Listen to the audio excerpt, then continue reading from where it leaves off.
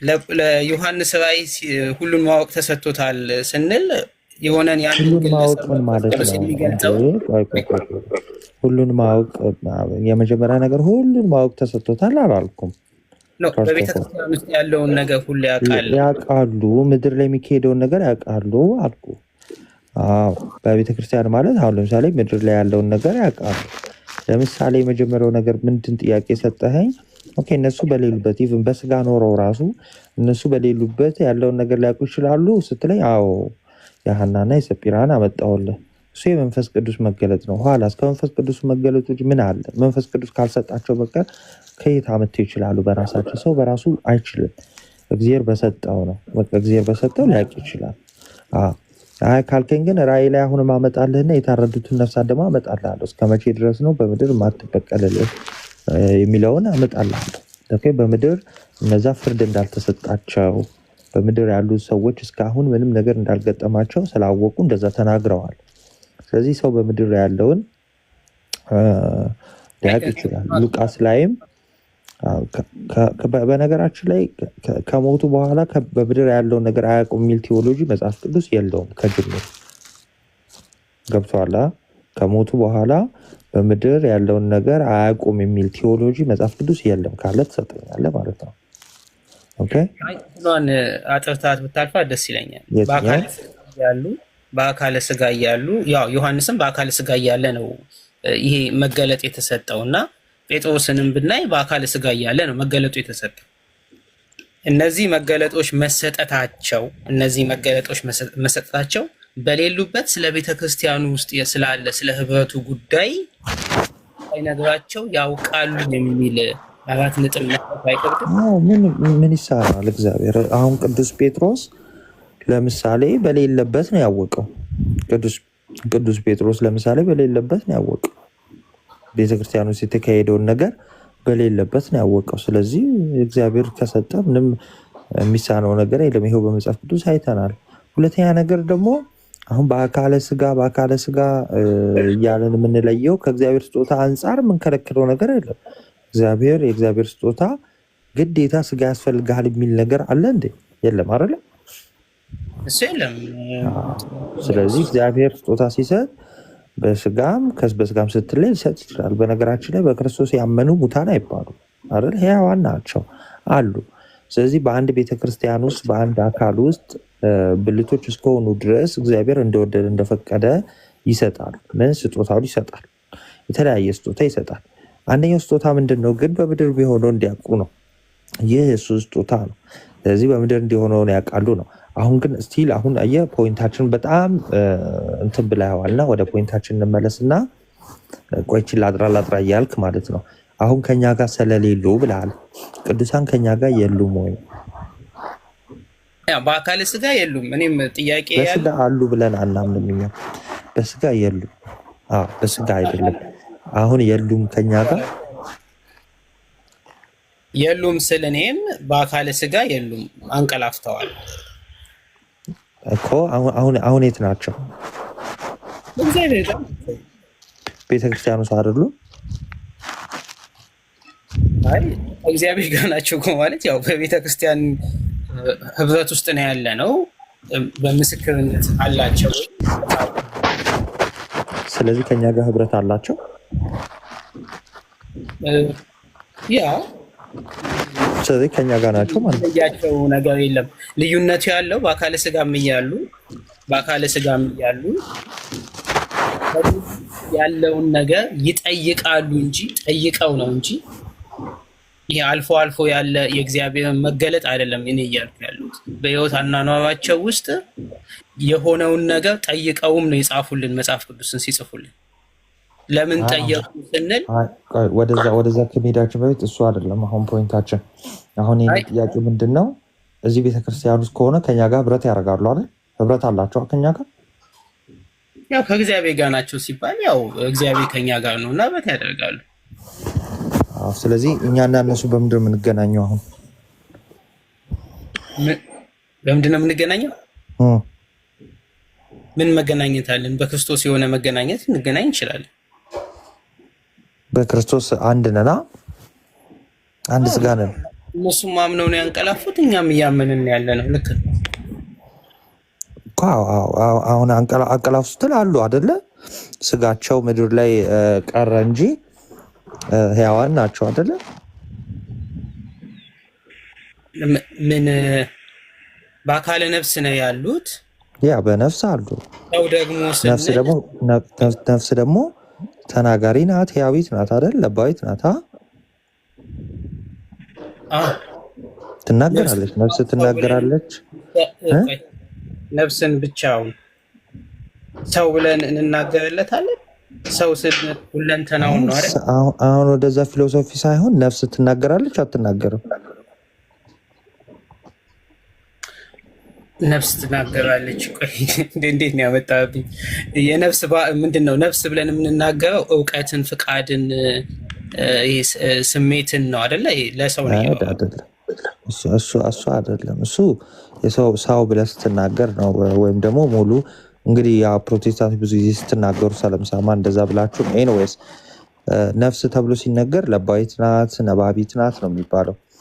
ትናገራለች ነው እና ሕያዊት ናት ነፍስ። ስለዚህ አሁን ባጭሩ ምንድን ነው በስጋ ቢለዩ እንኳን ኦኬ፣ በነፍስ ሕያዋን ናቸው አደለ? ከኛ ጋር እሱ በድፍኑ ያ ሕያዋን ናቸው የሚለውን እቀበላለሁ። ስለዚህ ንግግር ሊኖራቸው ይችላል፣ ከጌታቸው ጋርም ንግግር ሊኖራቸው ይችላል። ይህን ታምናለህ? ያመልካሉ። ልክ ነው፣ ችግር ንግግር ይኖራቸዋል፣ ሊጠይቁት ይችላሉ። ከአምልኮ ውጭ ሊጠይቁት ይችላሉ። ከአምልኮ ውጭ ምን የሚጠይቁት? ጥያቄ ካላቸው ስለኛ ከፈለጉ ስለኛ ከሆነ ስለኛ ምድር ላይ ስለሚካሄደው ነገር ከሆነም ምድር ላይ ስለሚካሄደው ነገር ሊጠይቁት ይችላሉ አይደል? መጽሐፍ ቅዱስ እንደዛ እኔ አልረዳውም። እኔ የምረዳው የራዕየ ዮሐንስን ያለውን ነው እያልከኝ ያለው እንደተረዳው። በምድር ላይ ከመሰዊያው በታች ሆነው ነፍሳት ይጮሃሉ። ልክ የአቤል ደም እንደሚጮህ ማለት ነው። የአቤል ደም በከንቱ ሞቷል እና ይጮሃል። እነሱም ጥያቄያቸውን ሲያቀርቡ እናያለን። ልክ እንደ አቤል ደም ነው እያስተማረን ያለው እንጂ የተለየ ነገር ከምድር ላይ አውቀው ከዛ ለዛ ጥያቄ እያቀረቡ የሚል እኔ እሱ ላይ አደረደው።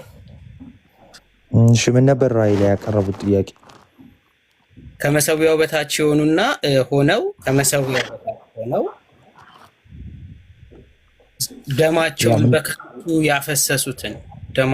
በከንቱ ያፈሰሱትን ለምን ደማችንን በከንቱ ያፈሰሱትን በቀልልንም ይላሉ። ልክ የአቤል ደም በእግዚአብሔር ፊት እንደጮኸ በከንቱ የፈሰሰ ደም ነውና እንደጮኸ እንደዛው ይጮሃሉ። ከዛ ቆዩ ተባሉ።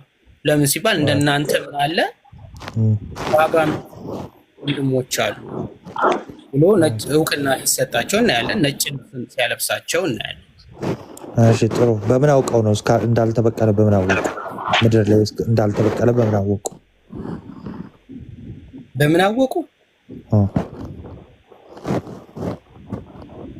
መጽሐፍ ቅዱሱ ላይ በምን አወቁ የሚለውን በዚህ በኩል አወቁ ብሎ እኔ ምንም የተረዳሁት ነገር የለኝም። ኦኬ። ስለዚህ ግን አውቀዋል። ግና ምድር ላይ የሚካሄደውን ነገር የሚነግረን ልክ አቤል በምን አውቆ ነው ደሙ የጮኸው ብለህ ነው የጠየከኝ አይነት ጥያቄ ነው የጠየቅ። በጣም ልዩነት አለ። የአቤል ደም ሲባል ምን ማለት እንደሆነ ትርጉሙ ሌላ ነው። ፈርስት ኦፍ ኦል ቆይ፣ አሁን ወደ አቤል ሳይሆን አሁን እነዚህ ሰዎች አንድ አይነት ናቸው። ቆይ አንዴ፣ አሁን እነዚህ ሰዎች ንግግር ተነጋግረዋል አይደለ? እግዚአብሔርን ጠይቀውታል፣ ፈጣሪን ጠይቀውታል አይደል? አዎ ልክ እንደ አቤል ደም እኮ እያልኩ ልክ ፈጣሪን ምን ብለው ጠየቁት? ለምንድን እስካሁን ያልተበቀልክልን አሉት አይደል? ለምንድን ማትበቀልልን አሉት አይደል? ስለዚህ አልተበቀለላቸውም ማለት ነው እስከሚጠይቁት ድረስ። ያ ስለዚህ ያንን ያውቃሉ ማለት ነው። ኦኬ አይደለ? ያ እየተቀበልኩ ነው። እሺ ያ ሳያውቁ አያወሩም። ስለዚህ ምድር ላይ እንዳልተበቀለላቸው ምድር ላይ ስለተካሄደው ነገር እውቀቱ አላቸው ማለት ነው። ቆይ አሁን ይሄንን ከመሰዊያው በታች ሆነው የተሰዉት የት ነው? ምድር ላይ። ስለዚህ ልክ የአቤል የት ነው የተሰዋው? ምድር። አቤልን ቶ እነዚህ ነው መጀመሪያ እንዴ አቤል ስለ አቤል አያወራም ክፍሉ። ስለ አቤል ሳይሆን የሚያወራው ስለተሰዉ ነፍሳት ስለሆነ እነዚህን አውርተን ከዛ አቤል ላይ እንሄዳለን ከፈለግ። መጽሐፍ ቅዱሱ የአቤልን ደም ይናገርለታል አይደለ? እዛው ብሉይ ኪዳን ላይ አዲስ ኪዳን ላይ ምን ላይ ነው? ራእይ ላይ ነው የሚናገረው። ለምን ከክርስቶስ ደም ጋር አነጻጽሮ ይናገር? ስለዚህ ራእይ ላይ ነን አሁን ያለነው ነው ዳጊሻ። ራእይ ላይ እናውራና ከዛን ወደ ዕብራውያን መሄድ ካለብን እንሄዳለን፣ ወደዛ መሄድ ካለብን እንሄዳለን። ይረዳለሁኝ እሱን። አይ አሁን አንተ ነው ያገጣጠምከው እንትን ያልከው። እኔ አሁን ያልኩት ምንድነው ስለ ደም አይደለም እያወራ ያለሁት። አሁን የአቤል ነፍስ ይጮሃል አልተባለም፣ ደም ነው የተባለው። እዚህኛው ክፍል ላይ ግን ነፍሳቱ ነው እየጮሁ ያሉት፣ ደማቸው ሳይሆን ነፍሳት። በደም ውስጥ ህይወት ነፍስ አለ በደም ውስጥ አለ። አገላለጹ ሌላ ነው። ቆይ የአቤል ደም ሲባል ሌላ ነው አገላለጹ ብራዘር። ቆይ እሺ፣ አሁን የነፍሳቱ ላይ ብቻ እናውራ። ከመሰዊያው በታች ያሉ ነፍሳት ምድር ላይ የተሰዉ ናቸው። ምድር ላይ እስካሁን እንዳልተበቀለላቸው ያውቃሉ አያውቁም? በቃ ይሄንን ነው የጠየቁት።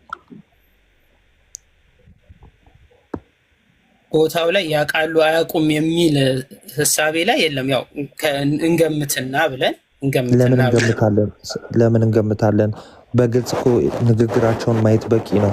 አንድ መጽሐፍ ቅዱስ አንብቦ በራሱ መረዳት እችላለሁ የሚል ሰው አንብቦ መረዳት ይችላል። ለምሳሌ ይሄው በምድር ላይ እስከ መቼ ድረስ ነው የማትበቀልልን ካሉ በቃ አልተበቀልላቸውም ማለት ነው አይደለም? ኦኬ ነው አይደለም? ከምን ጋር ይሄዳል መሰለ? ይሄ ሰው አንቀላፋ በኋላ በምድር ላይ ያለውን ነገር ያውቃል ብለን ከወሰድን ከእግዚአብሔር ካለን ህልውና የእግዚአብሔር የሆነው ነገር ምን እያልን ነው? የሱም ነው እያልን ነው አላልንም? አንደኛ ነገር ቆይ አሁን ስትሮማን ነው የሚሆነው። አሁን ወደ ጥያቄ ብቻ መልስልኝ። ቆይ አላልንም? አንደኛ ነገር እግዚአብሔር ሁሉን ያውቃል ስንል ምድር ላይ ያለውን ብቻ አይደለም። በነገራችን ላይ ከምድር ውጭ ሁሉ የሚባሉ አሉ። ኦኬ ጋላክሲው፣ ጠፈሩ ሁሉ የሱ ነው። ሁሉን ያውቃል ስንል ማለት ነው። ምድር ስንል ሊሚተር ነው፣ እየወሰነ ነው። ምድር ማለት ትንሽዬ ነገር ነው በነገራችን ላይ ከፍጥረት ውስጥ ማለት ነው። ኦኬ አሁን ስለዚህ ወደዛ ከመግባታችን በፊት ምን እናደርጋለን? አሁን በሰማይ ያሉ ነፍሳት ምድር ላይ ስለሚካሄደው ነገር ይሄው እንደዚህ እውቀት አላቸው። አየኸው? እየነገረን ያለው በቦታው ላይ ከመሰዊያው በታች ሆነው ያንቀላፉት የተሰዉት ቅዱሳን ምን ይጮሃል? ደማቸው ይጮሃል፣ በከንቱ ያ ደም ይጮሃል። ነፍሳት ተናገሩ። እስቲ ዮሐዴ ወይ ያውጣልህ። እንደዛ አይልም። በከንቱ ይጮሃል ምናምን እንደዛ ምናምን የሚል ነገር የለውም ክፍሉ። ጥያቄ ነው የጠየቁት። በቃ ጥያቄ ጠየቁ ማለት ልመናቸውን አቀረቡለት፣ ጥያቄያቸውን አቀረቡለት ለፈጣሪ ማለት ነው። እሺ እንደዚህ አድርጋ አስረዳኝ። እሺ ቆይ እንዲያ ሐሳብን አንተ ገልጸው ፈልጌ ይሄንን አወቁ ብለን በዚህ ላይ ቆመን ማለት ነው ያንቀላፉ ቅዱሳን ሁሉ በምድር ያለውን ሁሉ ያውቃሉ የሚል አስተምህሮ በቤተክርስቲያን ውስጥ አንተ ነው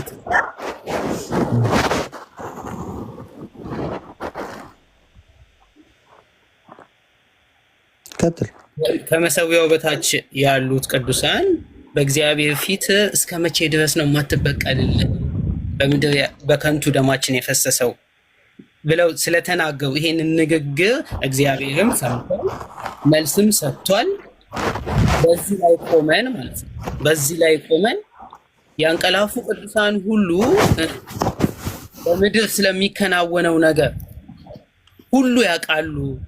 ሁሉ ሲል እኔ የቤተ ክርስቲያን ውስጥ ያለ ነው፣ ሌላውን እንቶ በቤተ ክርስቲያን ውስጥ ያለ በምዕመናን ውስጥ ያለን እንቅስቃሴ ሁሉ ጸሎትን ሁሉ የመስማትን የማወቅን ተሰጥቷቸዋል የሚል ጸሎት የሚሰማ ፈጣሪ ነው።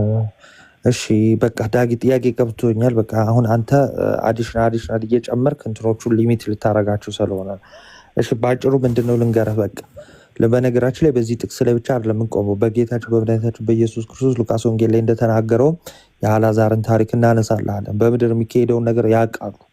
ኦኬ በስጋ ከተለዩን በኋላ በምድር የሚደረገውን ነገር ቅዱሳን ያውቃሉ። በቃ ይህ ግልጽ ነው፣ ተጽፎልናል። ይኸው ጌታችን ተናግሮታል፣ በራእይ ደግሞ አሳይቶናል፣ ተነግሮናል። ከዛ ደግሞ ቅዱስ ጳውሎስ እንዳለው ከሄደን በኋላ ደግሞ ሁሉ ነገር ግልጥልጥ ብሎ የሚታየን ይሆናል። በመጀመሪያ ደረጃ ቤተክርስቲያን ማናት? ምድር የምትባል በጣም ትንሽ ነገር ናት። እሺ አሁን ላይ ከኛ እንደምናስበው ምናምን አይደለም። እሺ ለምን ከእግዚአብሔር አንጻር ስናየው ምድር በጣም ትንጥዬ ነገር ናት። በጣም ትንጥዬ ነገር ናት። እንኳን አይደለም በስጋ የተለዩ ቀርቶ ይኸው በስጋ ኖረው ቅዱስ ጴጥሮስ በሌለበት እንኳን ሐናና ሰጲራን ሲያጭበረብሩ አውቋል። አሁን የማወቅ ነገር በስጦታ መልክ ይሰጣል። እግዚአብሔር ይሰጣል ለወደደው ለቅዱሳኑ ቢሰጠው ስጦታ ነው። ይሄ በቃ ግልጽ ነው። ኦኬ በዚህ እንነሳለን ማለት ነው።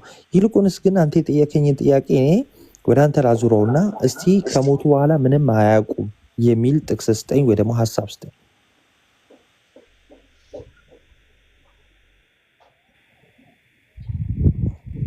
አያውቁም ስትል ከምን አንጻር ነው ስጠኛል? ከምንም አንጻር አንተ ከፈለግከው አንጻር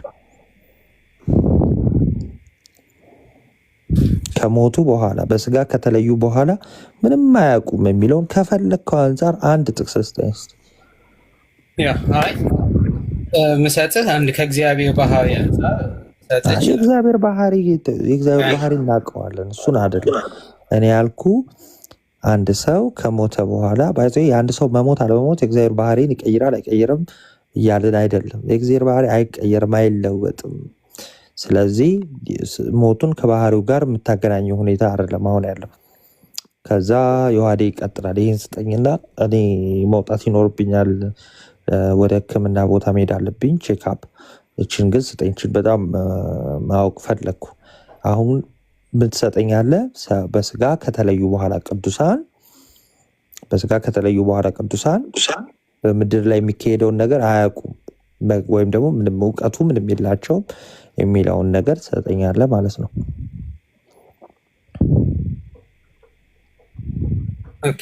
ኤግዛክት ወርድ አይደለም። እሺ ኤግዛክት ወርድ ስለ ቃል በቃል ላይሆንም ይችላል። ካለ እሰየው፣ ከሌለህም ሀሳቡ ካለህም ችግር የለው። ዮሐዴ ያለህ እስከሚያወጣ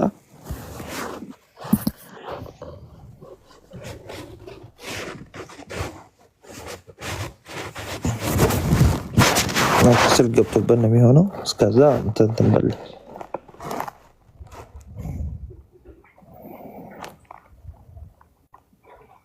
ዮሐዴ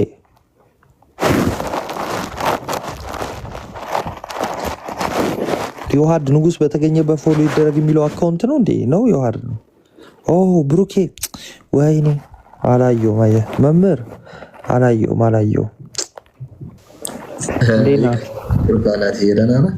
እግዚአብሔር ይመስገን። እንዴት ናችሁ? ሰላም ነኝ። ውይይታችሁ ጥሩ ነበረ፣ እየተማርንበት ነበር። ለዛ ነው እየሰማናቸው የነበረው። ችግር የለም። አሜን አሜን። በቃ እስቲ ይሄንን እንትን ይስጠኝና እናንተ ቀጥሉ። በቃ መልካም። እሺ ዮሐዴ የሚመጣ ላይ ቲንክ አለ፣ እንቀጥላለን።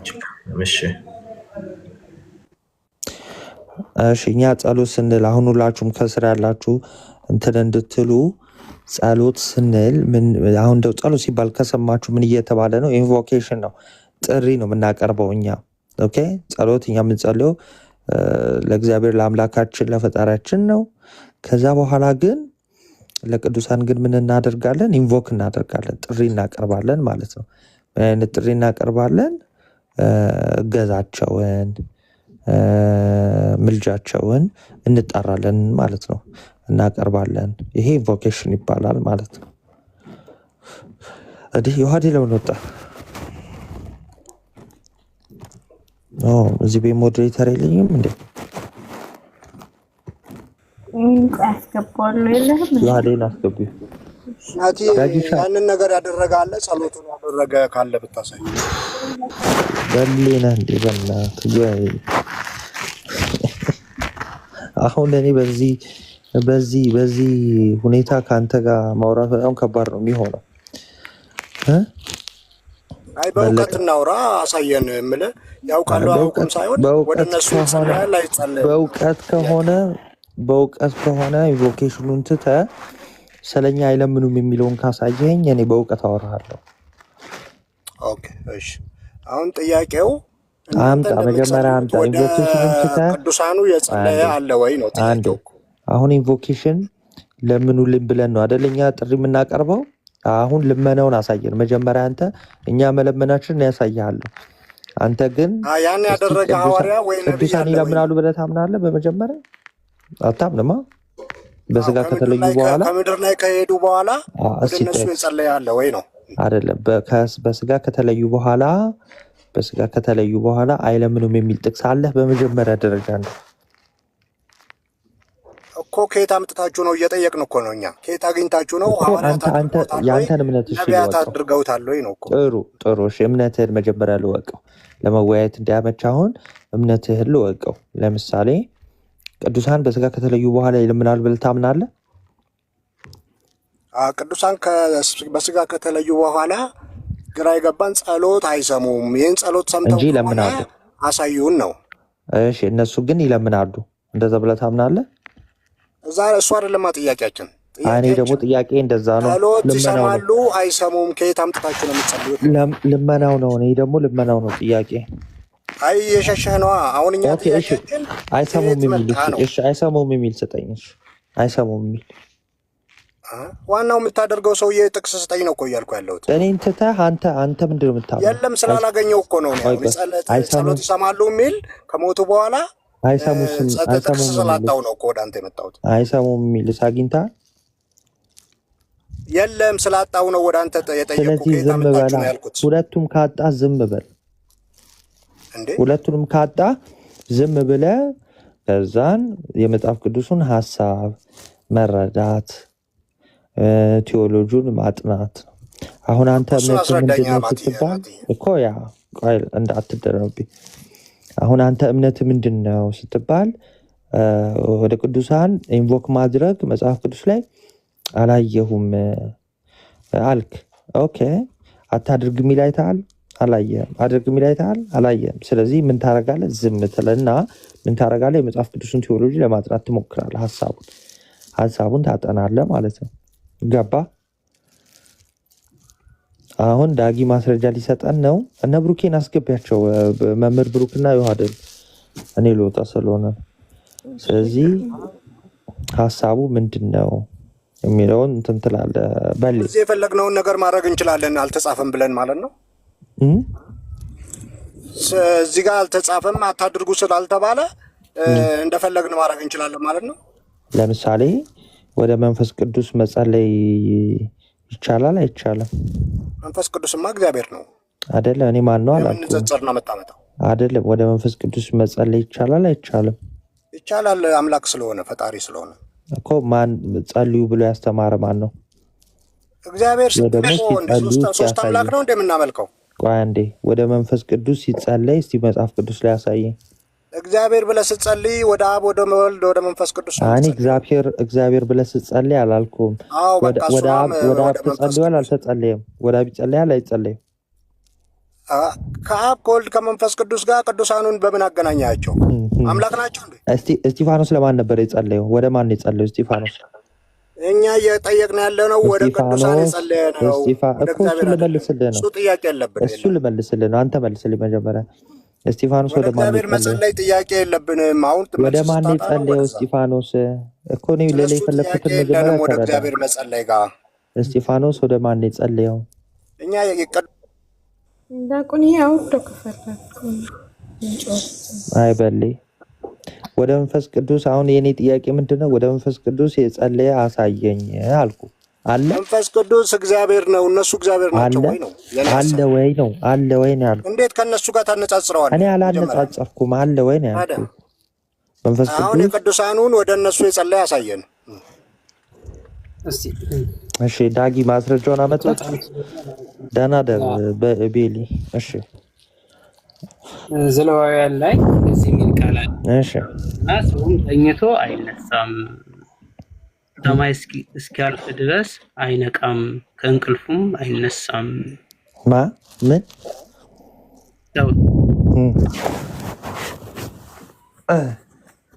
ሰው ተኝቶ አይነሳም። እሺ ሰማይ እስኪያልፍ ድረስ ዘሌዋውያን ስንት አይነቃም። ነው? መጀመሪያ ቆይ ከዛ በፊት ምን ነበር የጠየቅኩ?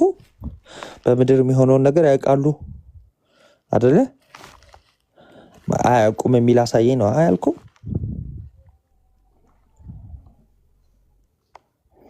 ተቋረጥኩ አለክ እንዳቆም እሺ ፖዝ ነው።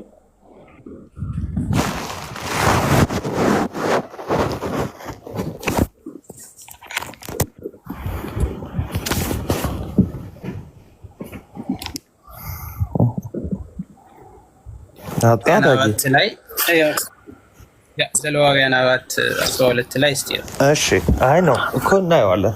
ጥያቄው ነበር ብዬ አንዳቸው ከእንቀላፉ በኋላ አያውቁም የሚልም ማለት ነው። ለማውጣት ጥያቄ ምን ነበር?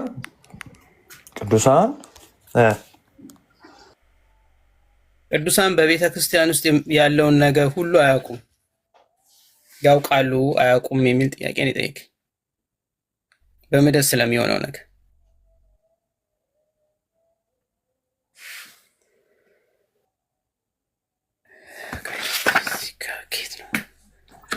እሺ ጥያቄው ቅዱሳን በስጋ ከተለዩ በኋላ መጽሐፍ ቅዱስ እንትን እያልኩ ነው። እሺ ቅዱሳን በስጋ ከተለዩ በኋላ በምድር ስለሚካሄደው ነገር አያውቁም የሚል ጥቅስ ነው አምጣልኝ ያልኩ የነበረው።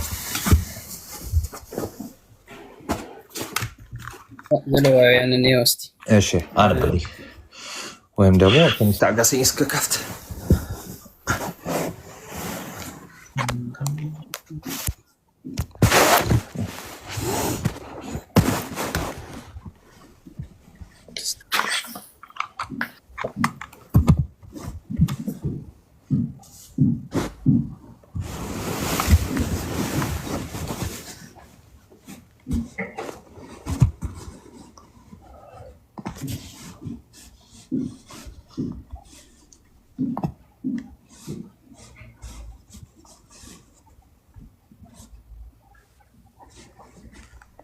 ይሰማል አለ አለ አንዴ ልክፈትና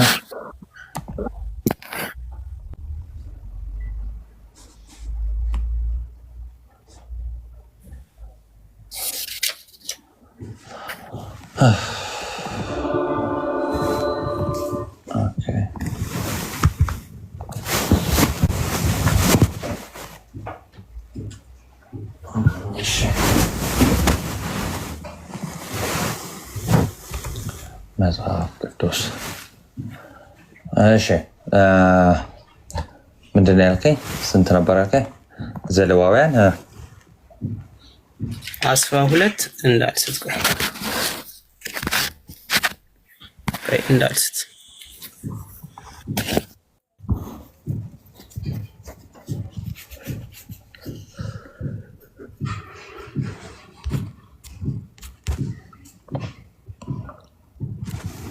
ይቀጥል 12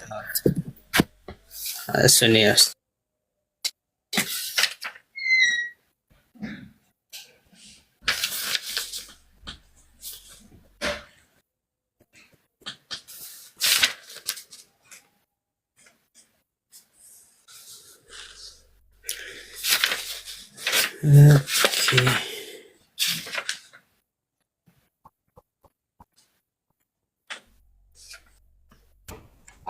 ይሰማል? ይሰማል። 12 ስንት ነው ያልከኝ? 4:12 መጀመሪያ 4:12 4:12 እሺ እንዲህ ይላል። እግዚአብሔር ሙሴን እንዲህ ሲል ተናገረው፣ ለእስራኤል ልጆች እንዲህ ብለህ ንገራቸው፣ ማናቸውም ሰው ሳያውቅ ኃጢአት ቢሰራ እግዚአብሔርን አትስሩ ካላቸው ትእዛዝ አንዲቱ ቢተላለፍ የተቀባውን ካህን በሕዝቡ ላይ በደል እንዲቆጥርባቸው ኃጢአት ቢሰራ ስለሰራው ስለ ኃጢአቱ ነውር የሌለበት ወይፈን ለእግዚአብሔር ለኃጢአት መስዋዕት ያቀርበዋል። ወይፈኑም ወደ መገናኛው ድንኳን ያመጣዋል። የተቀባውንም ይሄ ወይፈን አቀራረብ ነው። ዝቅ ላድርገው አንዴ ትንሽ ከፍ ብዬ አነብልሃለሁ ብዬ ነው። እሺ ለኃጢአት መስዋዕት ከሚታረደው ወይፈን ስብን ሁሉ ይወስዳል። ሆድ ዕቃውን የሚሸፍነውን ስብ፣ በሆድ ዕቃው ላይ ያለውን ስብ ሁሉ፣ ሁለቱን ኩላሊቶች በእነርሱ ላይ እና በጎድኑ አጠገብ ያለውን ስብ፣ በጉበቱም ላይ ያለውን መረብ በኩላሊቶቹ ጋር ለደህንነት መስዋዕት ከታረደው ወይፈን እንደተወሰደ ይወስዳል። ካህኑም ለሚቃጠል መስዋዕት በሚሆነው መሰዊያ ላይ ያቃጥለዋል። የወይፈኑም ቁርበት፣ ስጋውን ሁሉ፣ ራሱን፣ እግሮቹን፣ ሆድ ዕቃውን አራት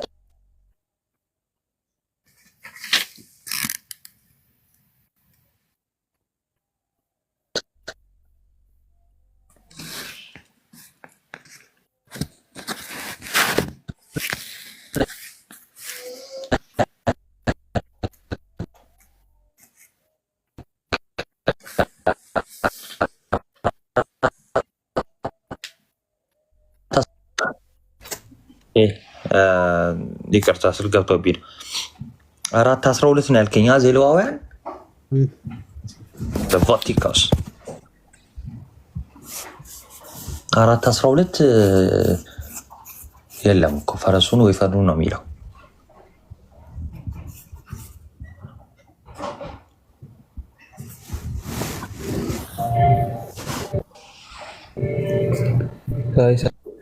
ሰላም ናችሁ? እንዴት ናችሁ? እግዚአብሔር ይመስገን። ናቱ አንደኛ ግስት ያለውን አንደኛ መጽሐፈ ሳሙኤል አሚን ቀዳማዊ ማለት ነው ምዕራፍ 15 ላይ ሳሙኤልም ሳኦልን ለናወኸኝ አወከኝ ለምን ስታሳድደኝ ለሚለው አስነሳኝ የሚለው ቢሞትም ሳሙኤል ከሞተም በኋላ ለምን ታሳድደኝ ብሎ መናገሩ እሱንም እንዴት በቃ ይሄንን ያሳየና ወይ በሱ ላይ ታወራላችሁ። እኔ መውጣት ስላለብኝ ማለት ነው።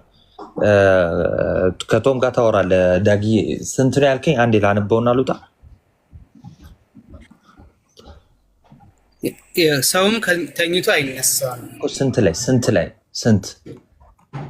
4:12 እንደዛ አይልማ።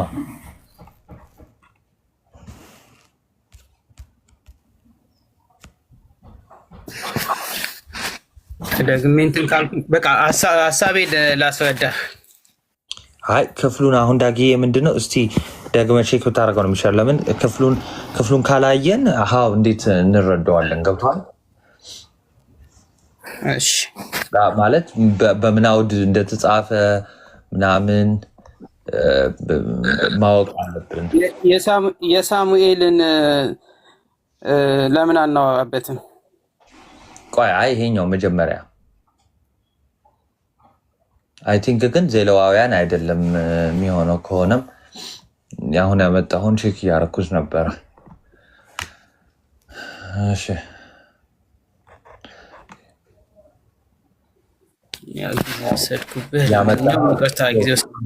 የኢዮብን ነው ኢዮብ ላይ ነው ያመጣኸው። ዘሌዋውያን ሳይሆን ኢዮብ ላይ ነው ያመጣኸው። እንደዚህ ይላል ኢዮብ ላይ። እሺ ሴት ከተወለደ ሰው ዘመን ጥቂት ነው፣ የህይወቱ ዘመን ጥቂት ነው፣ መከራም ይሞላዋል። ሰው ጥቂት ነው፣ እንደ አበባ ይወጣል ይረግፋል፣ እንደ ጥላም ይሸሻል። ይሄ ሰው አሟሟት ማለት ነው። ከርኩስ ነገር ንጹህ ሊወጣ ማን ይችላል? አንድስ እንኳን የለም። እንዲህ እያለ ይመጣና ዛፍ ቢቆርጥ ደግሞ ያቆጠቁጥ ዘንድ ቅርንጫፍም እንዳያልቅ ተስፋ አለው። ስሩም በምድር ውስጥ ቢያረጅ ግንዱም በመሬት ውስጥ ቢሞት ከውሃ ሽታ የተነሳ ያቆጠቁጣል፣ እንደ አትክልት ቅርንጫፍ ያወጣል። አየህ ስር ቢወድቅ ዛፍ ቢቆረጥ ምን ቢል ያቆጠቁጣል መልሶ ቢያረጅ ግን ግንዱን በመሬት ውስጥ ቢሞት ከውሃ ሽታ የተነሳ ውሃ ሲያገኝ ምን ይላል? ያቆጠቁጣል፣ መልሶ እንደ አትክልት ቅርንጫፍም ያወጣል ካለ በኋላ ሰው ግን ይሞትና ይጋደማል፣ ሰውም ነፍሱ ይሰጣል። እርሱስ ወዴት አለ? ውሃ ከባህር ውስጥ ያልቃል፣ ወንዙም ያንሳል ይደርቅማል። ሰውም ተኝቶ አይነሳም፣ ሰማይ እስኪያልፍ ድረስ አይነቃም፣ ከእንቅልፍም አይነሳም ይላል። ይሄ የሰው አሟሟት ነው። አሁን ይሰማላ? አልተቋረጥኩማ? አልተቋረጥኩም። ዳጊ ተመለስ። ብቻዬን ነው እያወራ ያለሁት። ዳጊ የለም። ብዙ ነው አይ ቲንክ ለማውጣት ወቅቱ መሰለኝ። ኤኒዌይስ ግን አይ ይኸው አወጣሁልህ። ኢዮብ አልኩ። ኢዮብ 14 እኔ ላወጣ ነው የፈለኩት የነበረው። ኦኬ እኛውም አይደለም ግን ሰው ከሞተ በኋላ አንዳች አያውቅም ይለናል። ይሄ አይልም።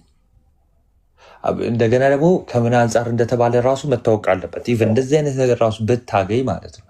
ግን ደግሞ ይሄኛው እንደዛ የሚል አይነት አውድ አይደለም። ይሄ እያለ ያለው አየህ፣ ዛፍ ቢወድቅ ውሃ ሲያገኝ ምን ይላል? ውሃ ሲያገኝ ያቆጠቁጣል፣ ይመለሳል፣ ተስፋ ያገኛል ወይም ደግሞ ይነሳል። ሰው ግን ከሞተ ሞተ ነው። መቼ የሚነሳው? ሰማይና ምድር ሲያልፍ ለፍርድ ቀን ነው የሚነሳው። አሁንም እኛ እናምናለን በነገራችን ትንሣኤ ያለ ለፍርድ ቀን ነው። ግን አሁንም ጊዜ ስለሌለ በውስጥ ብትልክልኝ። አሁን ይሄ ራዕየ ዮሐንስን ጠቅሰ ቅዱሳን በቤተ ክርስቲያን ውስጥ ያለውን ሁሉ የማወቅ ጸጋ ተሰጥቷቸዋል ብሎ እንደዛ ያስተማሩ አባቶች ካሉ በውስጥ ላክልኝ። ኧረ ልክልሃለሁ። ለእንትን አይደለም፣ ችግር የለው ልክልሃለሁ። ጥያቄን ተበዳኝ። ራዕየ ዮሐንስን ጠቅሰን ቤተክርስቲያን ያሉ አባቶች ሁሉም አሁን አየህ፣ ሊሚት ለምን ታደርጋለህ ዳጊ? አሁን የመጀመሪያው ነገር እኔ የራዕይን ኮመንተሪ ልክልሃለሁ፣ ግን ለምን ሊሚት ታደርጋለህ ስትጠይቅ፣ ለምሳሌ ይችን ብቻ ጠቅሶ ማለት የለብህም። አንደኛ ነገር ይኸውልህ ሊሚትም አይደለም። ቆይ ጥያቄ እንድትልክልህ ቆይ ልጨርስልህ። ምልክልህን እኔ እነግርሃለሁ። እኔ ምን ልላክልህ መሰለህ? አባቶች ቅዱሳን አሁን በቤተክርስቲያን ህብረት ውስጥ እንዴት እንዳሉ፣ እንዴት ደግሞ ኢንቮኬሽናችንን ሊሰሙ እንደሚችሉ፣ እንዴት ነፍስ ህያዊት እንደሆነች መስማት እንዴት እንደሚችሉ ይሄ ስጦታ የጸጋ አክቹዋሊ ይሄ ስጦታ በነገራችን ላይ ስጦታ ተሰጥቷቸዋል የሚለውን ሊትራሊ ሁሉ ላመጣ አይገባም ነበር። ምክንያቱም ሁሉ ነገር የእሱ ስጦታ ነው። በነገራችን ላይ አሁን የምንተነፍሰው አየር፣ አሁን የምንተነፍሰው ህይወት፣ ነፍሳችን የእሱ ስጦታ ነው። ላመንም ላላመንም የተሰጠ ነው። እሱ ላይ ጥያቄ የለኝም። እሱም የእሱ ስጦታ ናት ለማለት ፈልጌ ነው። ግን ዞሮ ዞሮ ይሄ ስጦታ እንዳላቸው ከራዕይ አንጻር፣ ከሉቃስ አንጻር፣ ከመጽሐፍ ቅዱስ አንጻር አባቶች ምን አሉ የሚለውን እኔ በውስጥ ልክልሃለሁ። ስለዚህ የምትልክልኝ ራዕየ ዮሐንስ ላይ ያለውን ሲያስተምሩ ሁሉንም የማወቅ ጸጋ ተሰጥቷቸዋል ቅዱሳን ብለው፣ ወይ ደግሞ ሌላ ቦታም አንድ ቦታ ወስደህ ቅዱሳን አሁን የሐናንያ ሰጲዋንም ቢሆን ሲፈቱት ይሄ ማለት ቅዱሳን ሁሉን በቤተ ክርስቲያን ውስጥ ቅዱሳን ሐዋርያት ወይ ቅዱሳን ሁሉን የማወቅ ጸጋ ተሰጥቷቸዋል ማለት ነው ብለው የፈቱት ካለ በውስጥ ላክልኝ። ሁሉን የማወቅ ማለት ምን ማለት ነው? ሁሉን የማወቅ ቤተ ክርስቲያን ውስጥ ያለውን ሁሉን ማወቅ ማለት የምታካትት እንደዚህ ላድርግ። ምድር ላይ ስለሚካሄደው ነገር እንደሚያውቁ ማስረጃ ነው የፈለግከው? አዎ፣ በምድር ለሚካሄደው ነገር ማስረጃ ስትል የጠቀስክልኝ ራዕየ ዮሐንስን ነው። እኔ አሁን ራዕየ ዮሐንስን እኔ አያውቁም ለሚለውን የጠቀስኩልህ። ለምሳሌ እንደሚያውቁ አሳየው። ለምን አባት ጋር ሄድላለሁ? ይኸው ራዕይን እሰጥሃለሁ። ለምሳሌ እንዴ አንተ እኮ መጽሐፍ ቅዱስ ብቻ ብለህ የምታምን ሰው አይደለም። ቆይ አንዴ ራዕይ ላይ የዮሐንስ ራዕይ ላይ ምድር ላይ ስለተካሄደው ነገር ያውቃሉ አያውቁም? የሚያውቁት በእነሱ ላይ ስለሆነው ነገር ነው የሚያውቁት። ያውቃሉ አያውቁም? ግን አዎ በእነሱ ላይ ስለሆነው ነገር ማውቀው ነው። በእነሱ ላይ የሆነው ምንድን ነው? በከንቱ ልክ አቤል በከንቱ ደሙ እንደፈሰሰ የእነሱም ደም በከንቱ ፈሷልና ያ ደም ይጮሃል። አሁን አይደለም ሁሉ ማነው በእነሱ ላይ የሆነው ምንድን ነው ያልኩ? በከንቱ ደማቸው ፈሷል። አሁን በከንቱ ደማቸው እንደፈሰሰ አይደለም እየተናገሩ ያሉት። እና ምንድን ነው? ለምን አልተበቀልክልንም ነው? እንዳልተበቀለ ነው የሚያውቁት። በከንቱ ኦቪየስ ነው። በቃ በከንቱ ደማቸው እንደፈሰሰ መስዋዕትነት እንደተቀበሉማ የታወቀ ነው። እሱን አይደለም እሱ ሳይሆን የተጠየቀው ጥያቄ ምንድን ነው? እነሱ ምን አሉ? በምድር ላይ እስካሁን ለምን አልተበቀልክም አሉ። ስለዚህ በምድር ላይ ምን እንዳለ ያውቃሉ ማለት ነው። በምድር ላይ ምን እንዳለ ያውቃሉ ማለት ነው። ይህን ጥያቄ ነው እኮ እኔ መመለስ ማልችለው። ምን መሰለህ? የጠየቁት ምድር ላይ ስላሉ ሰዎች ነው አይደለም? ቆይ ምድር ላይ ስላሉ ሰዎች እነሱ እየጠየቁ ያሉት ደማቸውን በከንቱ ስላፈሰሱባቸው ሰዎች ነው። ምን ብለው ጠየቁ? ለምን አትበቀልልንም ብለው በከንቱ አልተበቀለላቸውም ነበር። ራዕየ ዮሐንስ ላይ ሲጽፍልን አልተበቀለላቸውም ነበር። ቆዩ ሲባል መጽሐፉ ሲመልስልን የምናገኘው የፍርድ ጊዜ አሁን እንዳልሆነ ነው የሚያሳይ። እንዳልተፈረደላቸው አውቀዋል፣ አላወቁም። በምድር ላይ ምንም ፍርድ እንዳልተሰጠ፣ በምድር ላይ እንዳልተበቀለላቸው እነዛ ሰዎች እንዳሉ አውቀዋል፣ አላወቁም። አሁን ይሄ ጥያቄ አላወቁም አልልህም፣ ያው አውቀው ነው የጠየቁት። ስለዚህ ስለማወቃቸው ነው በቃ ቴንኪው። ቆይ ጥያቄ ይሄ ነው። አንተ ነህ ይሄንን ያልከው፣ አባቶች ይሄንን ብለው ይሄን ጥቅስ ጠቅሰው አስተምረዋል ወይ? ካስተማሩ በውስጥ ላክልኝ። ለመሰለ አንተን አሁን እኔ አንተ የሆነውን እሳቤ እሺ ልልህ እችላለሁ። ካንተ የሆነውን እሳቤ እኔ ከኔ የሆነውን እሳቤ አይደለም፣ ሊትራል ሚኒንጉን ነው ኢቨን የነገርኩህ። አንዴ ይሄን ክፍል ለምን ጠቀስኩት? ሎጂክም አይደለም። ይሄን ክፍል ለምን ጠቀስኩት? መጀመሪያ ይሄን ክፍል ለምን ጠቀስኩት ነው። ይሄን ክፍል የጠቀስኩት ይሄው ነፍሳት ወይ ደግሞ በስጋ የተለዩ ቅዱሳን ምድር ላይ ስላለው ነገር እውቀቱ አላቸው አልኩ። እንዴት አልከኝ? ማስረጃ ለምሳሌ ሊያውቁ እንዴት እንደሚችሉ ላሳይህ ነው። ለምሳሌ ይሄው በምድር ላይ እንዳልተበቀለላቸው ፍርድ እንዳልተሰጣቸው አውቀው ጠይቀውታል አልኩ። በቃ ይሄው መጽሐፍ ቅዱሱ ነው የሚል ትቀበለዋለህ? አሁን መጽሐፍ ቅዱሱን ይሄንን እኔ ልል የፈለኩትኝ ይሄንን መጽሐፍ አሁን አንተ እንዳልከው ይሄንን ማለት በቤተ ክርስቲያን ውስጥ ያለውን ሁሉን ማወቅ ነው ብለው ያስተማሩ። ሁሉን ማለት ምን ማለት ነው? ሁሉን በጣም ቬግ የሆነ ቃል ነው። ሁሉን ማለት ቤተክርስቲያን ስለሚካሄደው ነገር ያውቃሉ ማለትና ሁሉን ማለት በጣም ይለያያል። በነገራችን ላይ እኔ የጠየኩት በቤተክርስቲያን ውስጥ ስለሆነው ነገር ሁሉ ስልህ ቤተክርስቲያን ውስጥ ነው። ለምን ሲባል ምድር ላይ ስላለው ነገር ያውቃሉ አያውቁም? አሁን እነዚህ ሰዎች ይኸውልህ ምድር ላይ እያልከኝ ያለኸው በቤተክርስቲያን ውስጥ ማለት ነው አይደል? ያ ምድር ላይ ለምሳሌ እሺ፣ ምድር ላይ ደግሞ ካልከ ቤተክርስቲያን አሁን ለምሳሌ በምድርም ስላለች ኢንክሉድ ሊያደርግ ይችላል። እሱ ችግር የለውም። ሁሉን ማለት ነው አይደለ? በምድር ላይ ስትል ሁሉን በጣም ቬግ የሆነ ቃል ነው። ሁሉን ማለት ለምሳሌ ሁሉም ማለት ለምሳሌ በልብ የማስበው ለምሳሌ ሁሉም ሊባል ይችላል። በነገራችን ላይ ይኸው ቤተክርስቲያን ውስጥ ነኝ ያለሁት፣ ምድር ላይ ነኝ ያለሁት፣ በልብ የማስበውም ሁሉም ተብሎ ኢንክሉድ ይሆናል። ስለዚህ ሁሉም የሚለውን ነገር አንጠቀምም ማለት ነው። ምን አልከኝ? ቅዱሳን በእኔ ልብ ውስጥ ያለውን ያውቃሉ ማለት ነው። ኧረ አያውቁም። ኧረ በፈጠረ ለምን ሐናንያ እና ሰጲራ በልባቸው ያለውን ነው ያወቁት? እስኪ አምጣ አሳየኝ። ሐናንያ ሰጲራ በልባቸው ያለው እሺ፣ ሐዋርያት ሥራ ምዕራፍ 4:5 ላይ ያለው ማለት ነው። አውጣው። ያ እሺ፣ ላውጣልህ። እኔ ላንብልህ ነው ወይስ ማንበብ ትችላለህ? እሺ፣ በዛ ሞራ ደቀ መዛሙርት እሺ፣ 5 ሶሪ ሐናንያም የተባለ አንድ ሰው በሰጲራ ከተባለ ከሚስቱ ጋር መሬት ምን አለ ለመሸጥ አሰበ አይልም፣ መሬት ሸጠ። እሺ፣ ሚስቱን ደግሞ ስታው ከሽያጩ አስቀረና ምን አለ? ከሽያጩ አስቀረና እኩሌታውን አመጣና በሐዋርያት እግር ስር አጠገብ አኖረው። ምን ብሎ? ከሽያጩ ምን ብሎ? አስቀርቶ። ግብር ነው ይሄ። ጴጥሮስ ምን አለ? ሐናንያ ሆይ መንፈስ ቅዱስን ታታልልና ከመሬቱ ሽያጭ ለማስቀረት ታስብ ዘንድ ሰይጣን በልብ ስለምን ሞላ አለ አይደል? ምንድን ነው ያለው? መንፈስ ቅዱስን ታታልልና ከመሬቱ ሽያጭ ታስቀር ዘንድ ሰይጣንን በልብ ስለምን ሞላ? ሳትሸጠው ያንተ አልነበረምን ይሏል። እሺ የታል በልባቸው ያለውን አወቀ የሚለው? አዎ ማን ነገረው ለጴጥሮስ? እንዳስቀረ በቃ አወቀ። በልባቸው ነው የያዙት አይደለም? ሲያስቀር ሁሉን ነገር አወቀ። ማወቅ በልባቸው ያለውን ያወቀ። በልባቸው ነው ያስቀሩት እንዴ? አዎ አልነገሩት አይደለም ያስቀሩት። ምን ሆነ ነው? ነግረውታል። በኢየሱስ ነግረውታል ወይ? ለነገሩት ሰው አለ?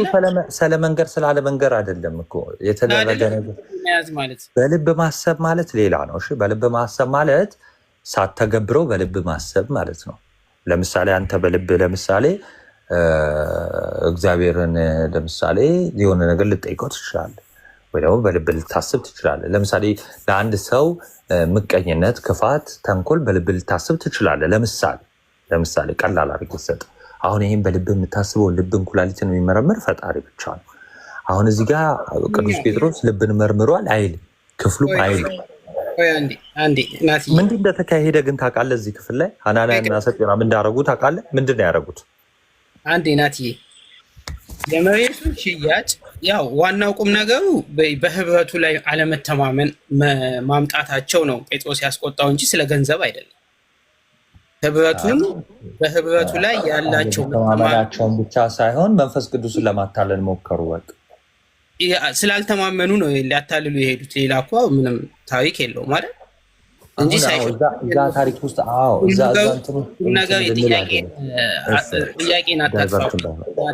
ጥያቄን አታጥፋብኝ።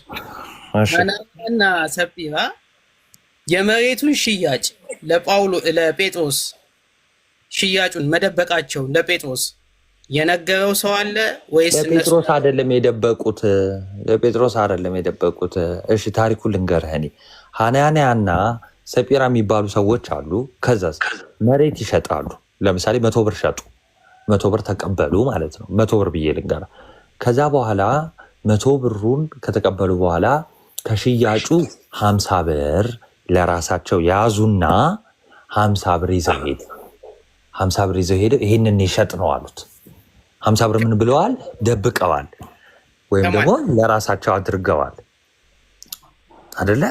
ለራሳቸው አድርገዋል፣ ወይ ደግሞ ፈርቅ ይዘዋል፣ ወይም ደግሞ ፈርቅ ይዘዋል። በእንደዛ እንትን እንበለው። ከዛ በኋላ ጴጥሮስ አወቀ ምኑን መደበቃቸውን። የት ውስጥ ደበቁ? ኪሳቸው ውስጥ መደበቃቸውን አወቀ። ሸጠው ኪሳቸው ውስጥ መደበቃቸውን አወቀ። መንፈስ ቅዱስ ገልጾለት። ቁም ነገሩ ይሄ ነው። በልባቸው ያሰቡትን አይደለም ማለት ነው። እና በልባቸው አስበው ነው የደበቁት። እና በምን ያስባሉ? እኔ ከምን አስበው ደበቁት አላልኩም። በነገር ላይ በልባቸው ማሰቡን አይደለም መጀመሪያ እሱ እያወራው ያለው። ልብን ይመረምራል ቅዱስ ጴጥሮስ ለማለት አያስደፍራል። መደበቃቸውን አወቀ ማለት የልባቸው መጽሐፍ ቅዱስ የሚለው ልባቸውን መረመረ፣ የልባቸውን ሀሳብ መረመረ የሚል የለም አይደለ?